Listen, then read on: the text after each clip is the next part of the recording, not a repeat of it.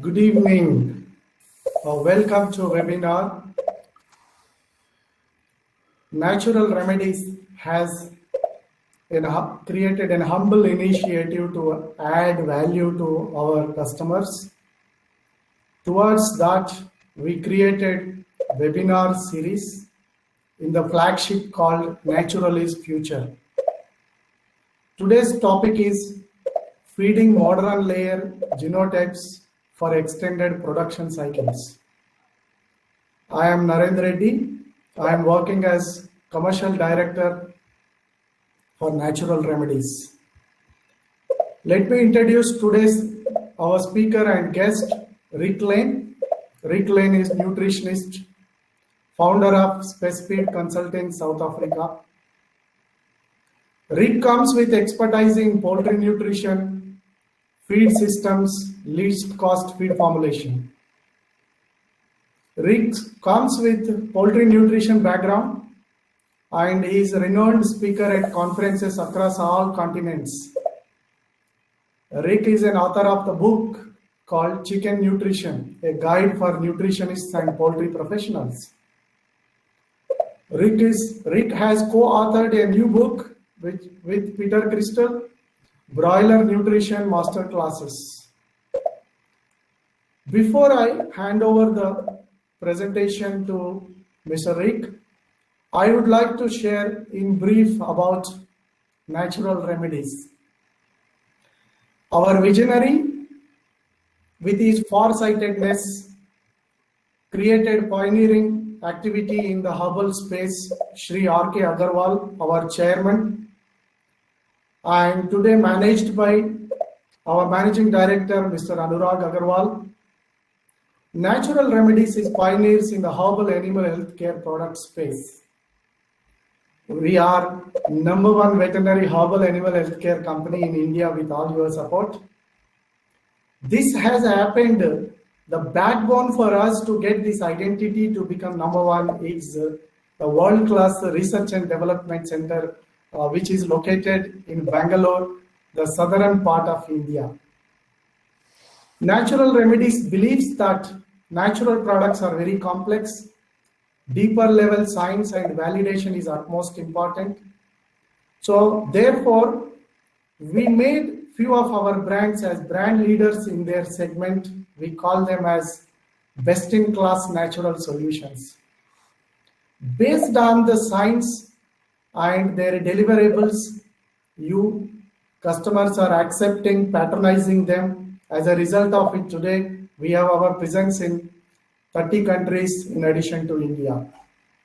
Natural Remedies offers solutions, specialty products for all species in animal healthcare, ruminants, aqua, poultry, broiler, breeder, layer.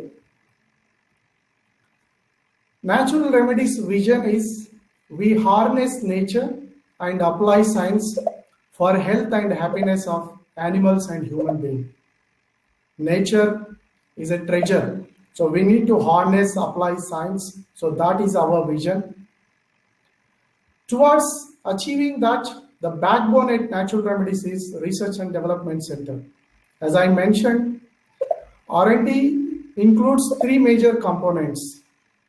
One is chemistry, second is biology, and another is AHS, Animal Health Sciences Department, which is engaged in evaluation of our product in real-time target species. Natural Remedies has got 40 plus scientists working in R&D.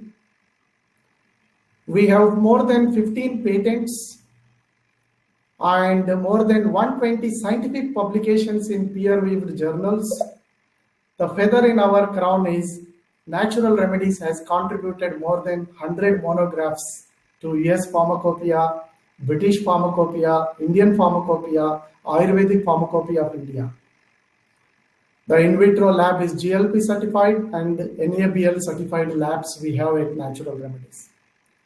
One core department which differentiates Natural Remedies with others in the same space is quality control process. As you know, whenever we go to the customer with natural products, There is high acceptance because the food safety is becoming very prominent. If we have to contribute for food safety through livestock industry, feed safety becomes very important. The products which comes from natural origin also comes with its own limitations. So customers ask us, are your products safe? Are they consistent? Will they deliver what you promised? So based on these questions, Natural Remedies has developed a quality control process with 4 pillars: genuinity, safety, efficacy, consistency. Based on these processes, we provide certificate of assurance to our customers, which will deliver the intended benefits while it complies with all regulatory norms for the different countries. We are an Indian organization born in India, with your support growing globally. The flagship products we have is Phyto-C, Stody, Colin Plus. Phyto-C, the name is known to you. It made its own name in the space of natural defense. Today, the animal is exposed for known and unknown challenges.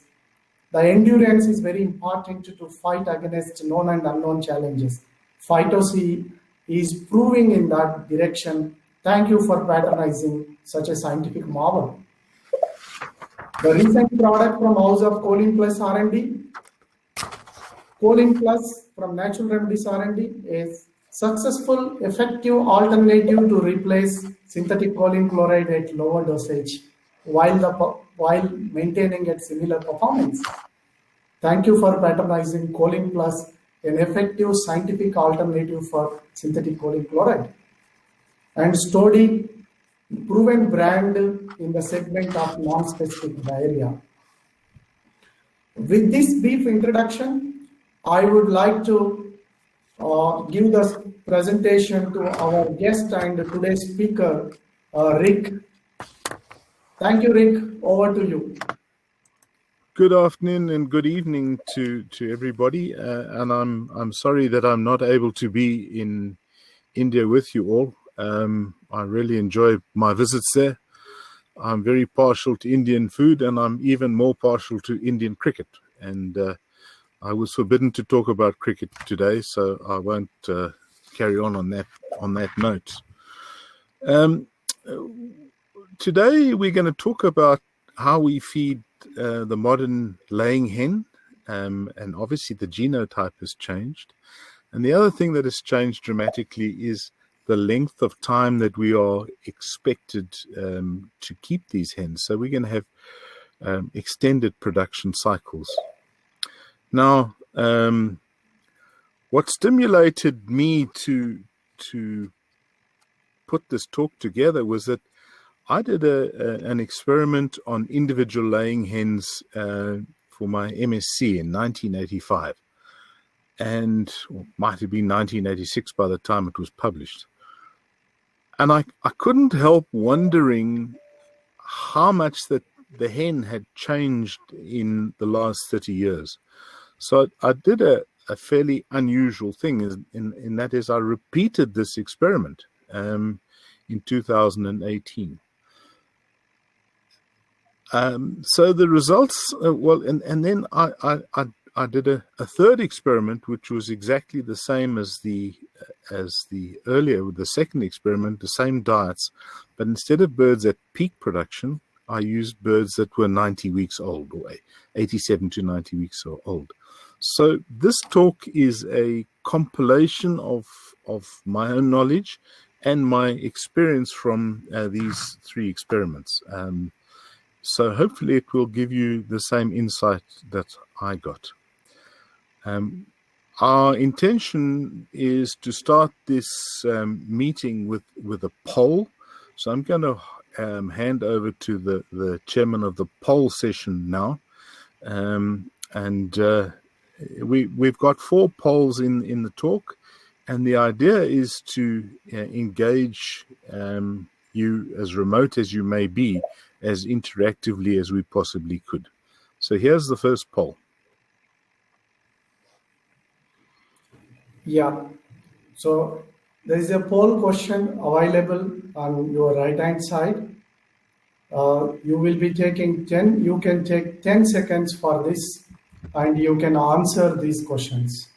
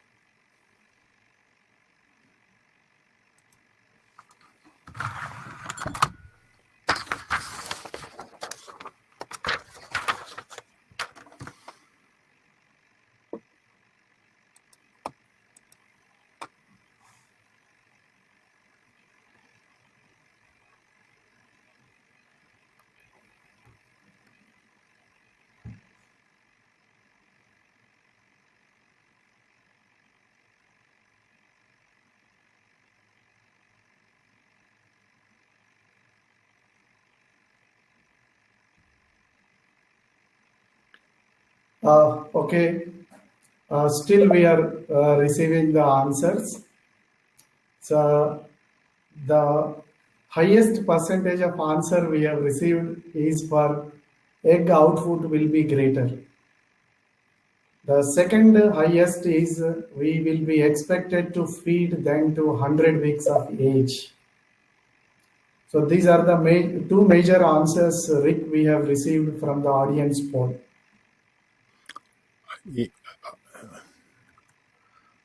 Okay. I found I had to change screens to see what was going on. I think by and large people are right, but as we shall see, the birds are actually smaller than they were in the past. So we need to bear that in mind as well. Okay, so I'm going to kick off with my talk formally, and hopefully we can answer some of those questions. And the first thing is that we must be aware that modern layer genotypes are going to produce more eggs per hen housed. And as you quite rightly pointed out, they are expected to lay eggs for extended periods, the so-called long life layer. And we, as nutritionists, need to feed these hens to sustain output of saleable eggs. That's our real challenge. Anybody can produce an egg with no shell, but we need saleable eggs.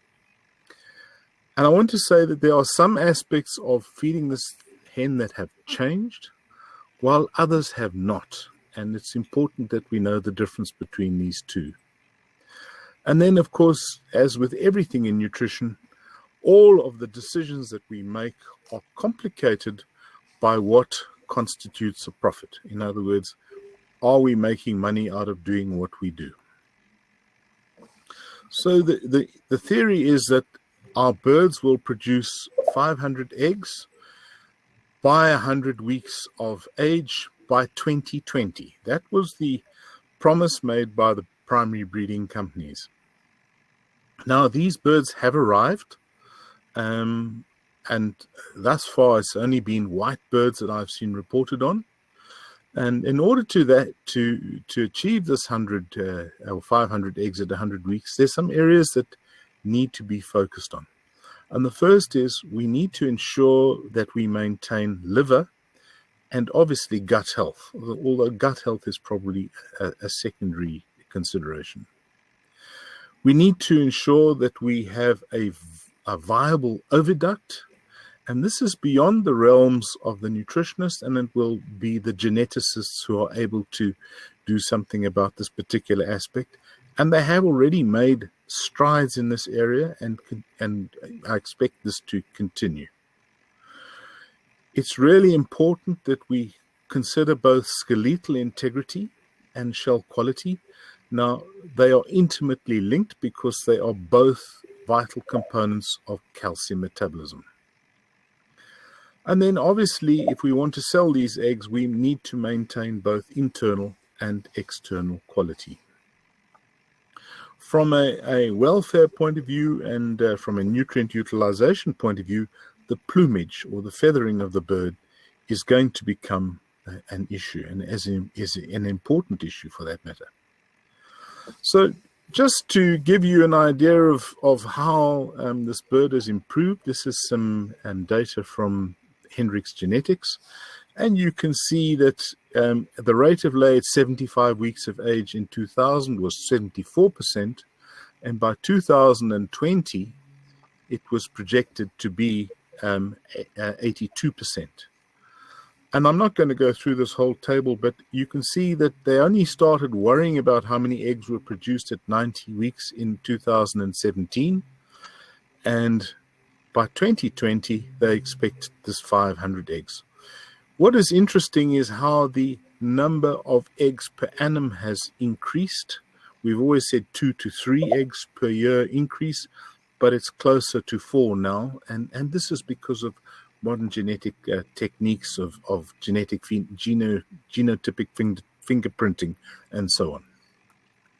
Just from the popular press from Poultry World, here's the first US farmer to reach the 500 egg milestone, and that was March last year. So these birds are starting to arrive on farm. So how has this bird changed? And what is it that we are going to have to feed in the future? The first is peak production has moved earlier and earlier. It used to be at about 29 weeks when I joined the industry, and it's now at about 25 weeks. Peak egg output, and that is grams of egg per bird per day, has been delayed to somewhere around about 45 weeks of age. So quite a long way past beyond what peak egg output was. Persistency has improved, and obviously we expect to continue to feed this bird for longer and longer. A few other things that have changed.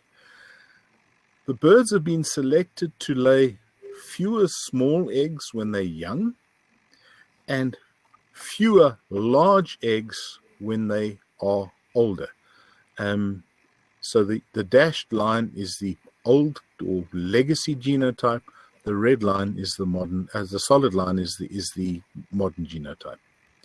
And the other thing that they've done, in particularly the brown hen, is they've produced birds that are lighter. And this has a consequence when it comes to nutrient requirements. Just to show you, this is some data from Highline showing you how the purple line at the bottom is 1990. You can see, and the red line at the top is 2015. And you can see what they've done is they've reduced these small eggs in the beginning and eliminated these very large eggs at the end. Why are they worried about these large eggs? Well, if you continue to lay longer and longer, if the eggs are too big, it's ever more difficult to maintain shell quality. So this is part of lengthening the cycle of selling productive or selling well-shelled eggs late in lay. Okay, so basically what has happened is we are feeding birds that are slightly lighter and lay slightly smaller eggs. They lay much longer clutches, so they have fewer pause days, and this is why they lay more eggs. Layer periods have been extended, but there's some non-nutritional issues that we need to consider, and that is housing systems are evolving. In many parts of the world, cages are being outlawed. The net result of that is the birds are more active, so they have a slightly different nutrient requirement. Because the birds are a different size and housed differently, eating patterns may change, and all of these things need to be considered together. But it's absolutely crucial that we appreciate that whatever we do during rear, and we can't discuss this in detail today, we don't have enough time, impacts on the lifetime performance of this bird. And we're going to see a little bit about that when we talk about calcium in a short while. So I want to start off by showing you the things that have not changed thus far or in the period. So I'm going to start by dealing with energy, and I would remind you that the bird requires energy for maintenance to keep alive and for production. Now, we know that the maintenance requirement increases as the bird gets bigger, and it also increases as the feather cover is reduced. So there's less insulation, and the bird requires more energy to maintain its body temperature.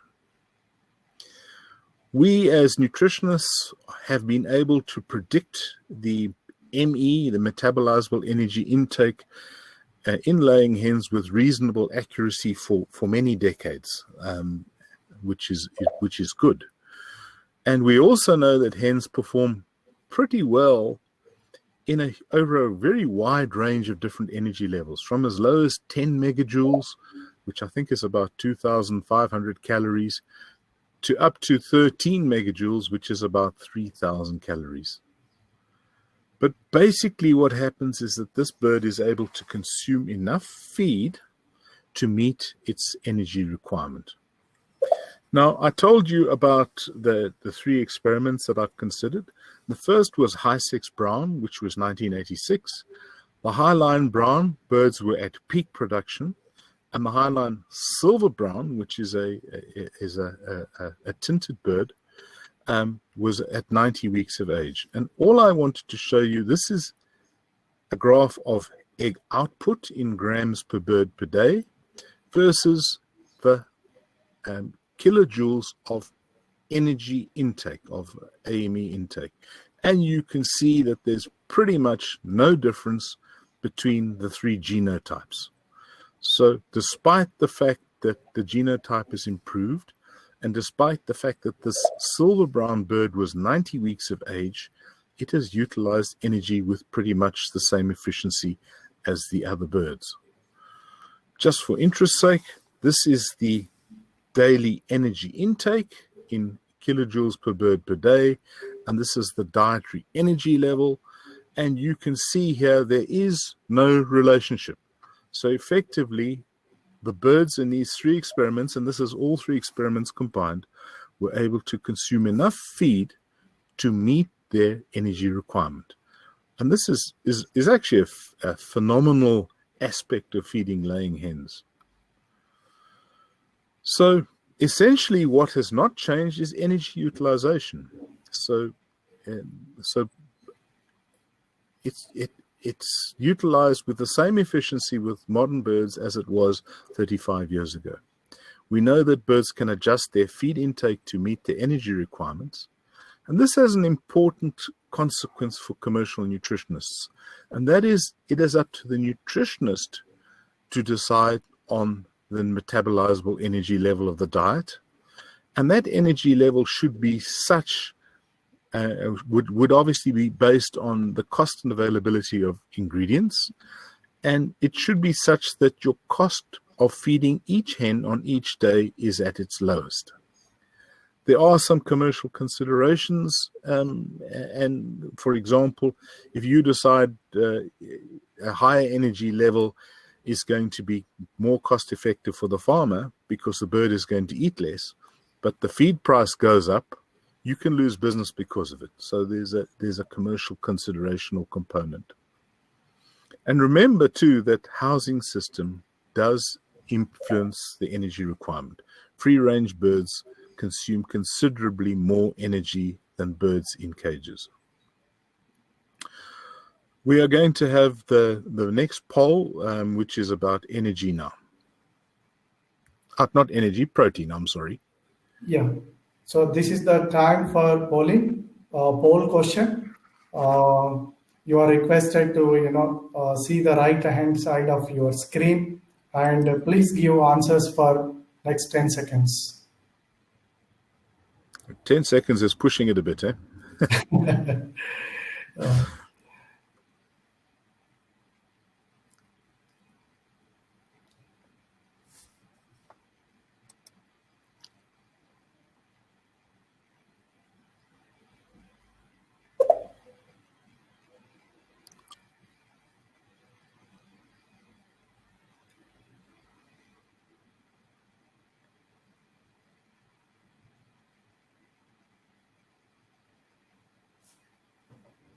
So the answer is both A and B. Our participants feel that a minimum level of crude protein and ideal ratio of essential amino acids.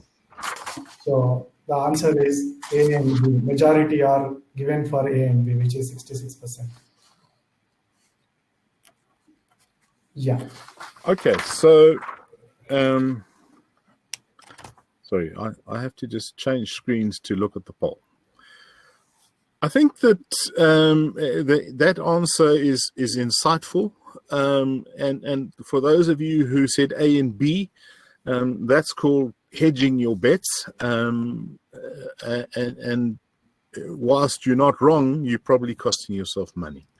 I think the bottom line is that crude protein is probably irrelevant, providing that you have adequate levels of the essential amino acids. In other words, providing that you have the ideal ratio of essential amino acids.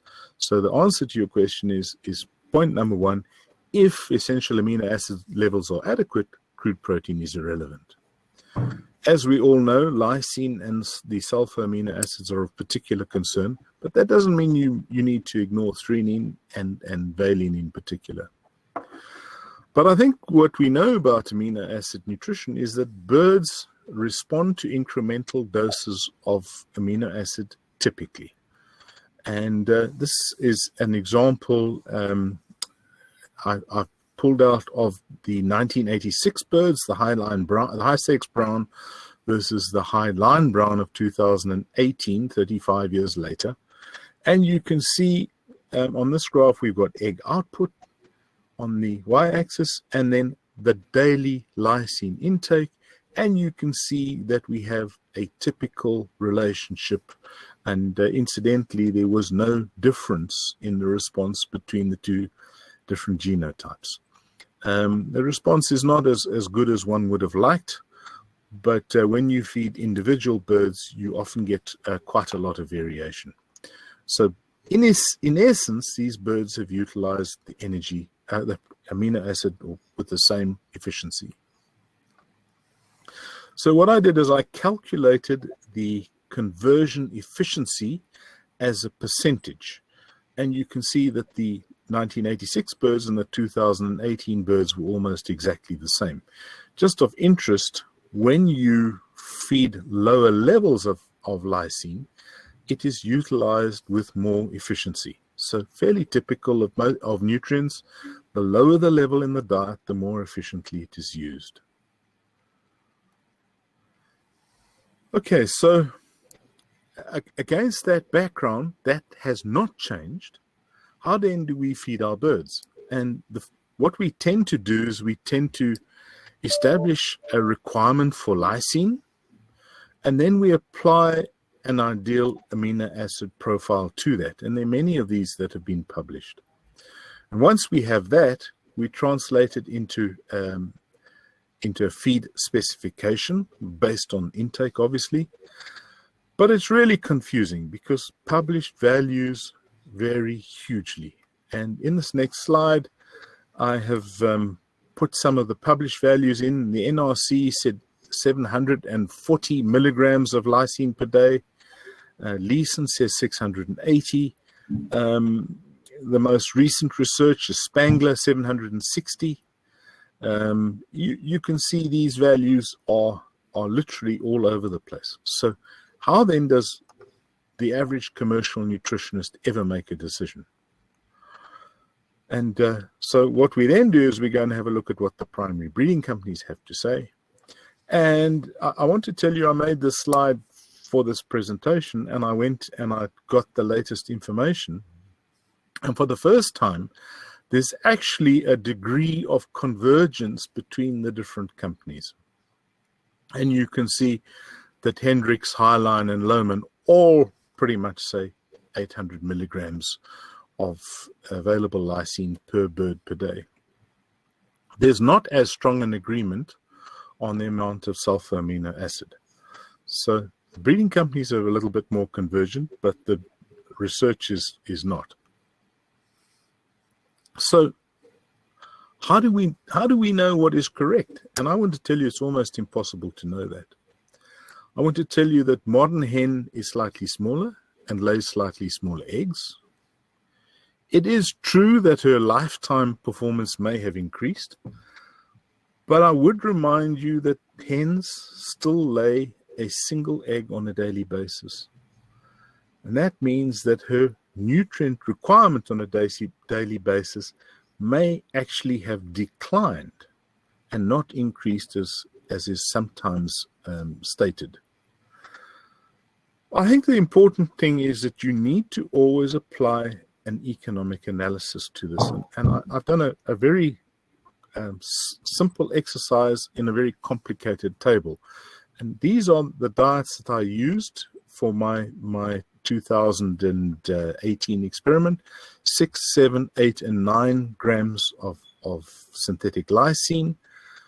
This was the feed intake of the different diets, and I can calculate my daily feed cost of these different diets. And then based on the egg output, I can calculate a revenue for graded eggs. So if I sell large and extra large eggs for more money, I get a bigger income. Or if I feed sell non-graded eggs, I get a different situation. But the important thing is, if I look at my margin over feed cost, I make the most money at higher lysine intakes. You can see here 900 milligrams per day. So if I'm selling eggs, I'm selling graded eggs, I should be feeding more lysine. And if I'm selling eggs, in other words, ungraded off the farm, I should actually be feeding significantly less lysine. It's just the simplest way I could think to show you how each and every producer needs to make a decision about the protein or lysine levels of their diet for him or herself, depending on your business model. Okay, we've now got a time for the next poll, which is on calcium. So this is the time for poll, and the question is very visible. So as Rick mentioned, 10 seconds is we are pushing very small time. You may take little more to answer this poll question.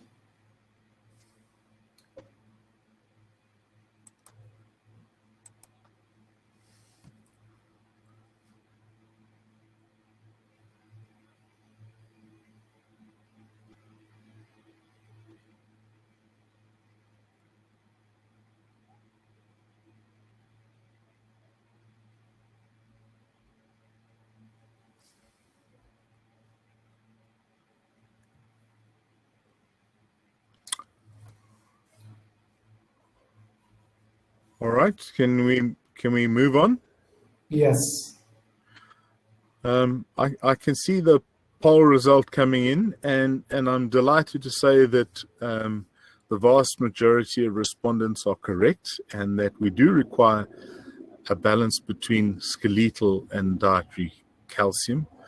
And that's not to say that feeding the correct source of calcium is wrong, because practically it's about the most important thing we can do.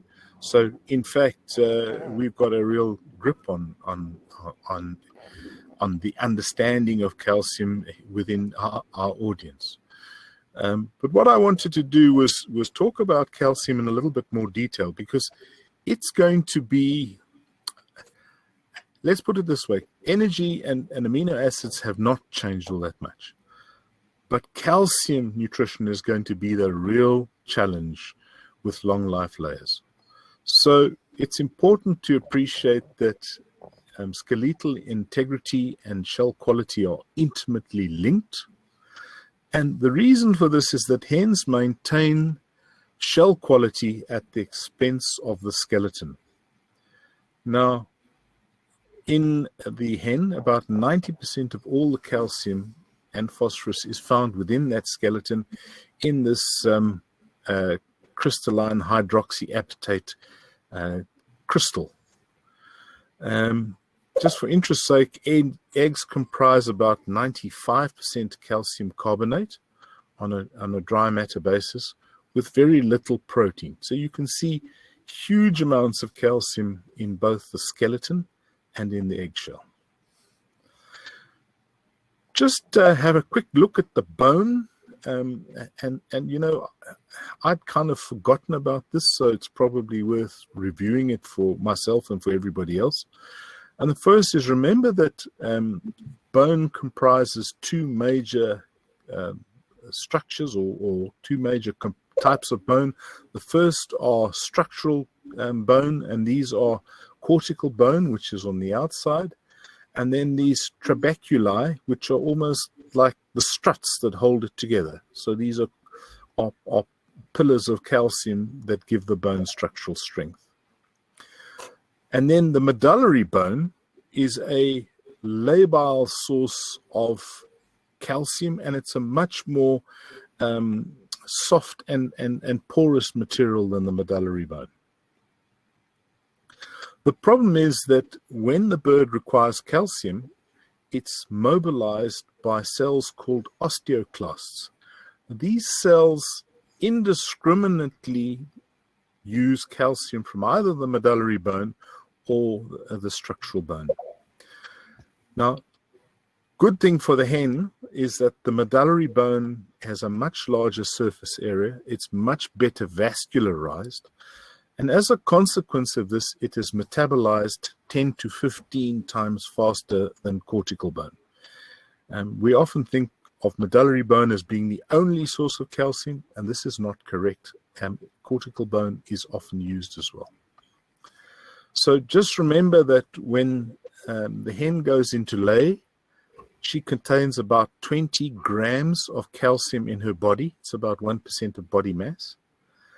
And there's between 4 and 5 grams of calcium deposited in the medullary bone at any point, at point of lay in a healthy hen. Remember that I said most of the shell comprises calcium carbonate, and on average, the shell has about 5.5 grams of calcium carbonate in it, which translates to somewhere between 2.2 and 2.3 grams of calcium per egg produced.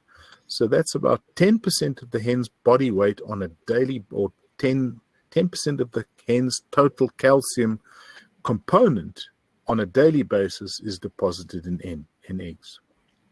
I did a little calculation, and that by 80 weeks of age, the average hen will have deposited 21 kilograms of 2.1 kilograms of calcium in the shell.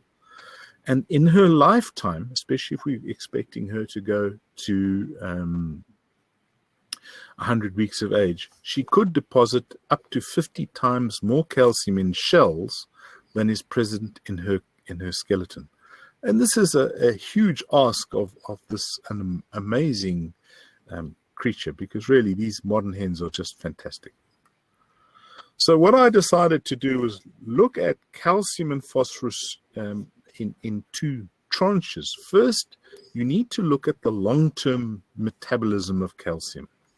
And I want to remind you that ossification or calcification of the skeleton actually begins in the embryo, and then through most of the hen's life, or the rearing period, let's put it that way, the hen deposits structural bone only, cortical bone. All right. When she starts laying eggs, she then draws down calcium from that cortical bone. As the hen enters into the state of sexual maturity, she begins secreting estrogen. And once estrogen starts to be excreted, and that you can see that in flocks because the combs start to color up, at this point, calcium starts being deposited in the medullary bone. Okay, so nothing happens in the medullary bone until sexual maturity. And thereafter, calcium can be replaced in the medullary bone, but this level is slightly less than what is being produced or supplied to the hen to produce eggs. It's really important to appreciate that once the bird starts laying eggs, no more calcium is deposited in cortical bone. So it stops developing.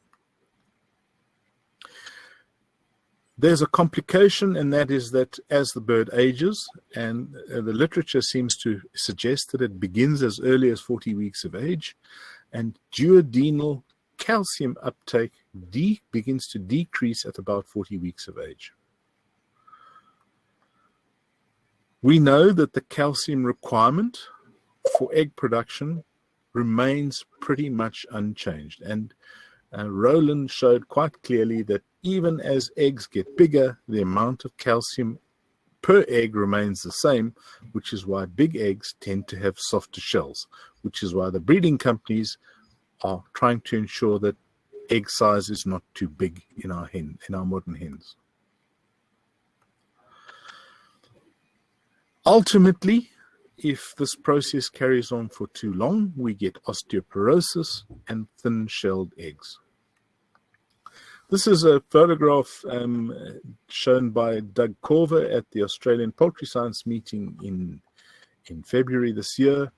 And all he's done is he's shown a pullet at 16 weeks of age, and you can see here the cortical bone is this nice thick area, but the medullary bone hasn't really started to develop.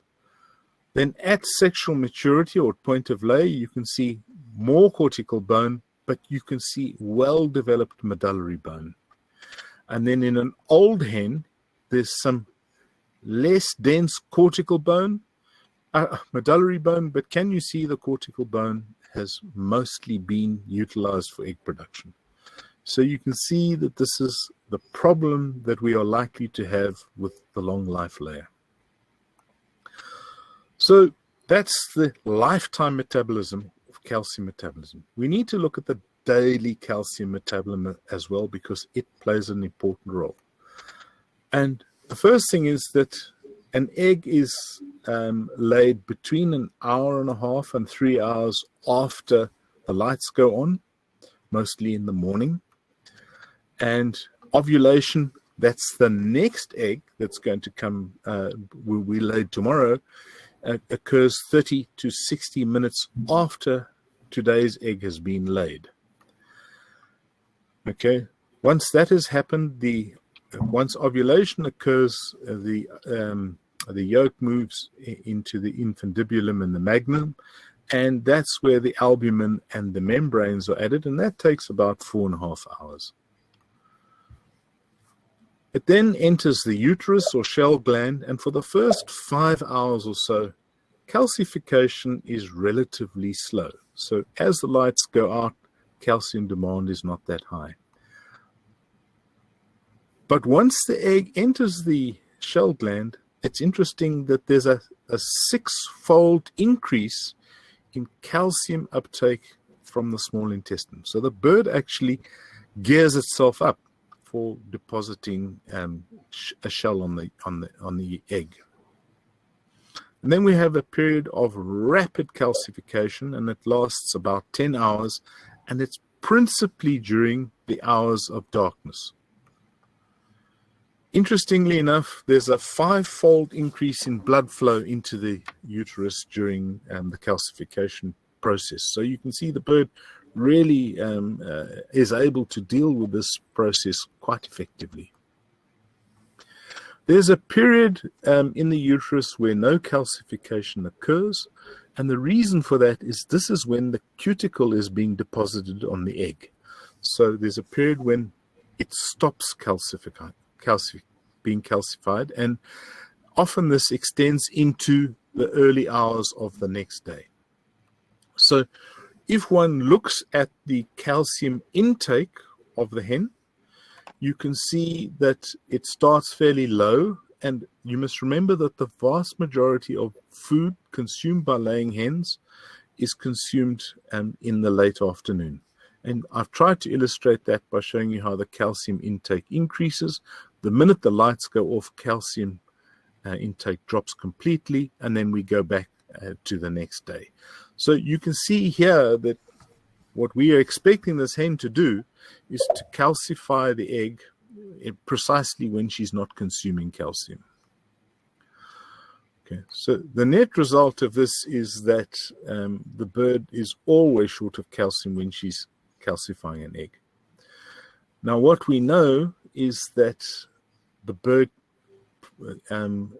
depends on the dietary calcium, about 65 to 70. Let's call it 2/3 of the calcium in the egg is of dietary origin, and the remainder has to be drawn from skeletal reserves, and those skeletal reserves are the medullary and cortical bone.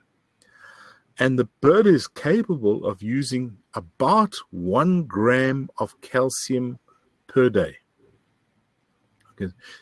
If for any reason we have inefficient bone reserves, shell quality declines quickly. And this is when we see cage layer fatigue. And ultimately, what you normally see is soft shells first and then cage layer fatigue. And remember, this is when the bird's bones are so weak that they literally break and she's unable to stand to eat and drink. The net result, though, of this is that if the metabolic calcium, the calcium in the skeleton, is depleted, it doesn't matter how much dietary calcium you give this bird, you are not going to overcome that deficiency. Just going back to my my 2 flocks of birds, just for interest's sake, what I did here was I just calculated the calcium conversion efficiency into the shell, assuming that every egg had 2.3 grams of calcium in it. And can you see that the lower the calcium intake is, the higher the calcium efficiency is? So the calcium efficiency ranges from about 65% to around about 45%. This is in birds at peak production. When I add the old birds between 87 and 90 weeks of age, can you see that this relationship has changed completely? And in fact, I want to tell you that the average calcium utilization in the silver brown bird was 49%. So that's a 90-week-old bird, 49%. So call it 50%. So half the calcium we feed the bird ultimately ends up in the shell. This orange line is perhaps a bit of a misrepresentation, because what I don't know is how much calcium was being mobilized from the bones in order to calcify the eggs. Okay, so how do we put all of this information into practical use? Just remember a few things. The first is that all feed specifications should be governed by feed intake on the farm. And what we try to do is match the diet to the bird's intake. This is traditionally or typically depending on the age of the bird, but obviously housing systems and things play a role as well. Potgutta, who works for Lohmann, just says, remember that this modern bird is amazing and it will perform well under pretty much any kind of circumstance, providing we allow them to consume enough feed. And how do we not do that? We limit it in some way, and the most common is we overstock. So stocking density is a problem. If we have poor feed texture or bad feeder management, that limits access to feed. Importantly, if we reduce the amount of water available, birds will consume less feed. And then climatic conditions are important, especially hot weather or hot and humid weather. That tends to put birds off eating their own enough feed for the day. As I said to you, whatever we do with this hen is a continuum. What we do in rear will ultimately have an impact on performance at 80 weeks of age. So lifelong or long life performance depends upon good organ development in the first 5 weeks of age, an ideal body mass and carcass composition, and we're not really sure what this means at the moment, but from work on broiler breeders, we suspect that we need at least 8 or 10% fat in the carcass at point of lay. And by the time it reaches peak production, that should be closer to 25 or 27%. Sorry, 20%. What am I talking about? We want a uniform flock of birds, and ideally we want birds with an adequate frame size and a well-calcified skeleton. And having good plumage is always an advantage. Just a small thing, we know that these birds should have a well-developed appetite, and we've learned of late that if we feed these birds less dense rearing diets, they develop a better appetite. In this crucial period prior to peak, remember that feed intake may be a problem. In my individual birds, I was able to show that it was not necessarily so. But they also require slightly more protein because remember they're still growing rapidly, and their oviducts are developing. And if for any reason you deprive them of amino acids, you may limit peak production. If, on the other hand, you reared this bird badly, you can have low fat reserves, and what you typically see is a post-peak dip in production. And I want to tell you that if this bird has been reared poorly, there's not much you can do in the laying house to correct this problem. So point of lay management is crucial if you want to be successful in egg production. And there are a whole lot of different strategies we can use to stimulate intake in this crucial pre-peak period. Some people like to use a crumbled feed, and this works well on one condition, that you are prepared to feed crumbled feed for the entire lifetime of the bird. The drawback of crumbled feed is it's very difficult to include coarse material, particularly coarse limestone. The depth of the feed in the feed hoppers must not be too low. The more often you can feed these birds, either manually or automatically, every time you move the feed around, you stimulate the birds to consume more feed. And we know now that they definitely consume more in the afternoon than in the morning. And then around the world, more and more people are using some form of midnight feeding to stimulate feed intake in this modern bird. So we then run through a post-peak period, which is pretty stable and relatively easy to meet the bird's requirements. But at some point, these birds become long life birds. And I don't know when that is. I've put 65 weeks as a guess, 65 weeks and older. Remember that we want a viable oviduct at this stage. And there's not too much we can do about that. But that the calcium metabolism should be fit. And one way of ensuring that this calcium metabolism is unfit is to overfeed calcium in early life.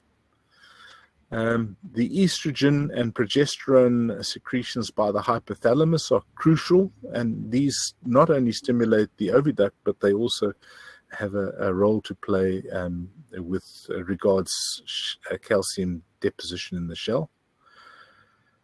And as I've already mentioned, they become less efficient at about 40 weeks of age. The other crucial area that we tend to forget is that liver health needs to be initially supported and then sustained. In a perfect world, we would love to see good plumage on these birds. The bottom line is from about 65 weeks of age, egg quality starts to deteriorate, both internal and external egg quality. The genetics have a solution for this, but it's going to be a relatively slow process compared to egg number, for example. But it's already much better than it was 5 years ago. So at 65 weeks of age, we want to stimulate our calcium intake, somewhere about 4.5 to 5 grams per bird per day. I want to tell you that grit in the layer house is probably a better option than putting in more calcium into the feed. Midnight feeding is a technique that people are using. It's important to appreciate that if you reduce the phosphorus slightly, you enhance the calcium uptake. And then vitamin D is important, and high D, which is an analog of vitamin D, it's a much more potent version of vitamin D, has been shown to be positive in terms of eggshell quality. And then one of the things that I'm becoming increasingly aware is if we can boost the mineral status of this egg, particularly zinc, you can enhance eggshell quality. So organic minerals may be an option. This is just a photograph from Lohmann showing how they are adding grit into laying houses on the last sort of feed of the day. And this little hopper just sits above the normal feed hopper, and it's got a solenoid on it and a timer. And when the last run of feed goes on, they just dribble grit into the feed. And this really works extremely well. Some of the things we do know is that if we feed high levels of phytase, for example, and it's really cheap, not only does it release phosphorus and calcium, but also zinc, which I've already mentioned, manganese and iron. Forget about the amino acids are beneficial, but what it also does is it releases inositol. Remember, phytase is myo-inositol. And this not only stimulates protein synthesis, but in human patients who've got bone issues, they've been able to show quite clearly that inositol benefits bone formation. And interestingly enough, Doug Corver and his team have shown that the one thing that they can do to boost bone formation in laying hens is to feed high levels of phytase.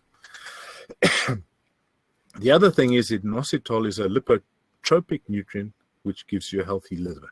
Just remember, inositol is probably our cheapest and most effective feed additive. Okay, so we've got time for the final poll, which is to do with liver health. So this is the time for poll question on liver health. We could see applauding response almost towards herbal liver supplements. So you all believe that the natural herbal liver supplements will definitely help in increasing the healthy liver. So almost 75% of the people for herbal liver supplements. Okay, well, I think 75% of the people are wrong. No, I'm joking. I really think that a combination of factors is going to be our solution here, and we shouldn't ever forget about the basics of getting our vitamin and trace mineral nutrition right. That is the foundation, and over and above that, it would certainly appear that the herbal or phytogenic additives have a huge role to play in boosting and enhancing and maintaining liver health. Just in broad terms, there's a fantastic review article that has just been published on the liver. If you haven't read it, and I can remember the lady's name is Fifi. She's from New Zealand. Cannot remember her surname at the moment. But if you're interested in this article, we will find it for you and send it to you. But what happens in the liver is that excessive fat begins to accumulate in the older hen. And what happens is these cells lose their function, are ultimately destroyed.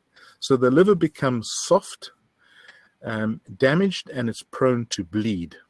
And the problem with this liver that no longer functions is it can no longer export the lipoprotein required for yolk formation. So effectively, egg production ceases. The other thing is that this liver has an inability to hydroxylate dietary vitamin D3 to 2,5-hydroxy D3, and this is a crucial stage in calcification of the shell. So if you damage the liver, you not only mess up the yolk formation, but you also damage shell formation. So I want to say, and I'm not sure whether I emphasize this enough, that managing the liver is all about preventing it from getting bad. Once you've got a problem, it's too late. So here's some of the tips that I've picked up over the years.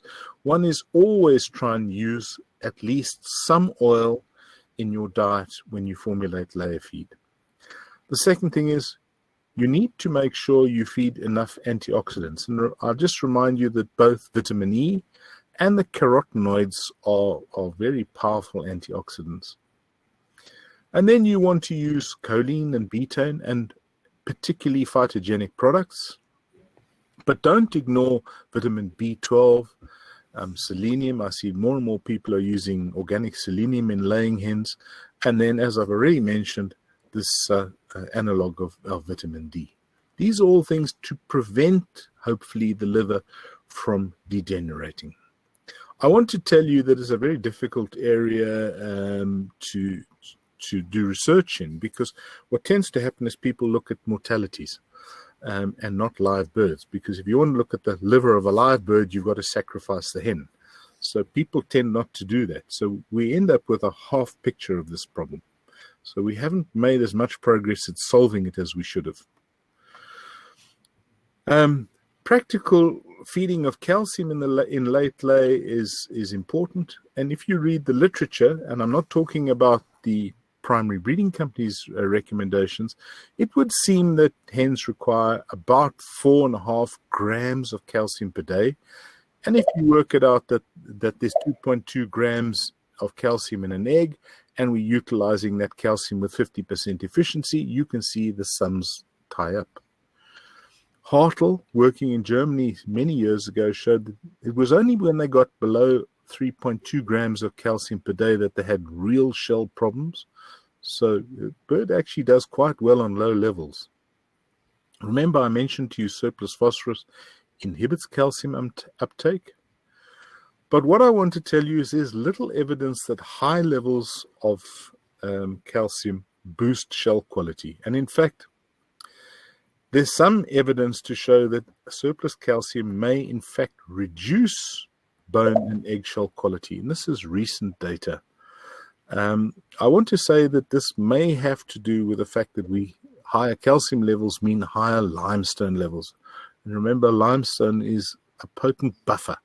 So it probably is not as good for the bird as we all think it is. And Bello and Corver, in a paper in Poultry Science last year, said just remember that we need to reevaluate the requirements of calcium and phosphorus in the light of phytase use. And I couldn't agree with this more. Phytase has pretty much changed our view on the world. So I want to end off by saying that there have been very few advances in layer nutrition. Effectively, hens are able to consume the energy that they require and without the nutritionist intervention. I don't think absolute protein requirements have increased. In fact, they may have declined. I want to say we're still not sure how to manage calcium, and that's really our real challenge. Feeding patterns have changed. We need to be cognizant of that, and I haven't dealt with that in detail, but it is true. And then it's important that we appreciate that there's no single ideal specification. Each business model and each set of circumstances is slightly different. So it's important that each nutritionist know how your hens respond to your diets. But I want to just end off by saying this. It doesn't really matter if you don't know what you're doing, because I'll tell you what the hen does. The hen can pretty much balance her intake at all times to match requirements. And with that, I open the floor to question. I think I might have gone a little bit slowly today, but I apologize for that. Uh, Thank you, Rick, for wonderful presentation. It is almost plus or minus 7 minutes. There is no problem. This is the time to take a few questions. I would say there is an applauding response during the presentation. A lot of questions we have received. For the benefit of the group, few questions we can take because paucity of time is there. And the other questions we will answer, through their email. The first question, one of the leading consultant in India is asking, in India during summer, many farmers practice single feeding in morning. How does it affect calcium deposition on eggshell? I would think it would depend on the type of calcium that they were using. If we didn't have time to discuss it today, but if they were using a less soluble source of calcium, in other words, a crystalline source of calcium, and maybe a coarse grit, it's probably okay. It's not ideal. It's basically what we do with broiler breeders. But I would anticipate that you would have eggshell problems as a result of it, and the rationale for doing that is, I know why they're doing it, is because they don't want the birds to eat during the really hot period of the day. I would still be inclined to give them some feed in the cool of the evening before the lights go out, particularly if you can add some grit. I think that they've probably got real eggshell problems in summer, which they would have had anyway, but it's probably worse than it needs to be. Yeah. So the another question is the color of shank is a good indicator of laying efficiency of a bird? Is there any correlation? I have no idea. I've never heard that question before. I would think probably not. Okay. The color of the shank and even the wattles is more an indication of the colorant, the yellow pigment in the carcass than anything else. So my guess is the shank is colored by the pigment rather than by the calcium or the bird's ability to produce eggs. Okay.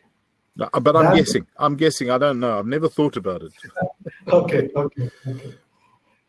The another question is, does environmental temperature have any role in calcium requirement in poultry? Does temperature? Yes, it does. Temperature per se, it doesn't have a role, but the minute the bird starts panting, it loses, I can't remember the exact biochemistry just sitting here, but what it does is it has a drop in bicarbonate ions. So the blood loses the ability to transport calcium as it should.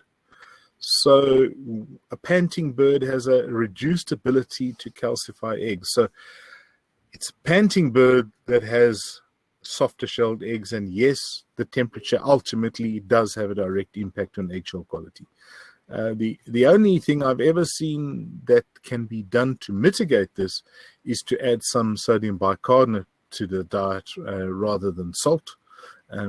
But you need to use more than 1 kilo or 2 kilos. You need to put quite a bit of sodium bicarb in there. And then be careful that you don't drop too low on your chlorine, because chlorine comes from the salt. Okay. So one important consultant is asking how to measure fat, lean fat. Okay, that's why we're so vague, because it's so difficult to do. And we know that the bird requires a certain percentage of fat on its carcass at point of lay. We're not sure what that is. And historically, what we've had to do is we've had to sacrifice the bird to measure the carcass. And the trouble is, once you've done that, it doesn't lay a lot of eggs. So it's really difficult research to perform. But the guys at Cobb, the broiler breeder company, have started to use a thing called a DEXA machine, which is dual energy X-ray absorptiometry, I think it is. And what that has allowed them to do is to measure the fat percentage in live birds. And that's why my figures of 8 and 20% come from, is from broiler breeders. And this is really exciting technology, because it's going to allow us to address this specific question, because it is so important. Just for interest's sake, in broiler breeders, we know that if we feed them too much protein, in rear, they do not have enough fat on their carcasses going into lay. And I suspect that if you overfeed protein to commercial laying hens, the same thing is happening, but probably not to quite the same extent. There's a question from one of the big customers from Bangladesh. How can we control fatty liver hemorrhagic syndrome in commercial layer? I don't think you can control it. I think you can only prevent it. And you need to start early on. One of the things that I've re-evaluated and changed my own thoughts about, I used to use Heidi, this DSM product, in late lay, and I suddenly realized, but I'm just being stupid, because Heidi boosts liver health from point of lay onwards. This is why I said, when the poll was answered, we shouldn't forget about the vitamins. They are a key role in this whole liver health syndrome. So you probably need to start then, and you certainly need to be feeding more choline early on, and you certainly need to be exploring the use of choline replacer. I can't see that it would do any different, and in fact the research you've shown me shows that it has the same effect. And the phytogenic products, you need to try some of these products and ensure that yourself that they work. But don't start using them when you see a problem. That's way too late. It's probably 60 weeks too late. You've got to prevent it from occurring. Okay, the last question we will take is there any minimum maximum level of non-phytate phosphorus for optimum eggshell quality? I'm not sure I understand the question. Is there a requirement for non-phytate phosphorus? Is there any minimum maximum level of non-phytate phosphorus? Oh, non-phytate phosphorus. Sorry, I'm thinking about phytate phosphorus. Look, yes, there are, and there's some published values. We had one talk today, so we couldn't deal with that in detail. What I will tell you is the work of Bello and Corvo, which has just been published, show very clearly that the actual requirement for non-phytate phosphorus, the breeding companies are saying about 3.5 grams per kilo to 4.5 grams per kilo. The research is showing 2 to 2.5 grams per kilo. So very, very much lower than what we traditionally do. And particularly if you feed phytase, you can probably feed very much lower levels of phosphorus. I did an experiment on laying hens with phytase many years ago, and we had a negative control which had no added mineral phosphorus in it. And the experiment failed because the negative control wasn't negative. Those birds laid perfectly till 50 weeks of age with no added phosphorus and no phytase. So the requirement is very much lower than you would think. The trouble with high levels of phytase is that you inhibit the calcium uptake, and that's a problem late in lay. And you don't want to be much above 3 grams of phosphorus in late lay, but I would probably like to see it quite a good deal less than that. So the last question is how to adjust amino acid levels energy by layer. So, sorry, Reddy, can you just repeat that? You broke up there. How to adjust amino acid levels to wide range of acceptable energy by layers. How to adjust amino levels basically, is there a ratio of lysine to energy? If I, that's basically what the question is so if I have a low energy level, the bird's going to consume more. What should I do about my lysine? Any proportional adjustment, any proportional adjustment. Well, there is a proportional adjustment, and that has to be related back to the feed intake. I've had time to think about it now. So if you feed a lower energy feed, the birds consume more feed, which means you can, in theory, reduce the lysine and other amino acids in your diet as well, because you then can get the same level of lysine intake.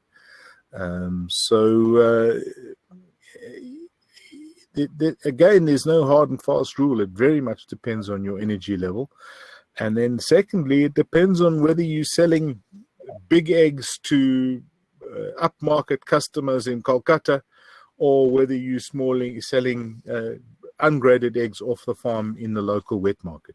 So every situation is different. And what energy level should we use? I farm in an area where there's a lot of rice bran and wheat bran, and corn is expensive. Well, maybe I'm going to feed a low density diet, because yes, the birds are going to eat more, but it's still going to cost me less per bird per day. So every nutritionist has to make those decisions for him or herself. Thank you very much, Rick, for enriching the knowledge on the topic what we have decided, feeding the modern layer genotypes for extending production cycles. Indeed, it was very good presentation. I could see the responses from many of our participants, their satisfaction, their happiness. One important point, we have received many number of questions. So for one answer I would like to give for our esteemed guests, all your questions will be answered in live by Mr. Rick. He has gracefully accepted our request. Whatever questions you had asked today, the same questions we will take to Rick and record it, and we will send the link so that you will have opportunity to listen to other questions what other participants had asked. So with this, I would request you, if any questions are there, please share through email my colleague, which is there on the screen, knreddy@naturalremedy.com, reinhard.naturalremedy.com. So with this, I thank you very much.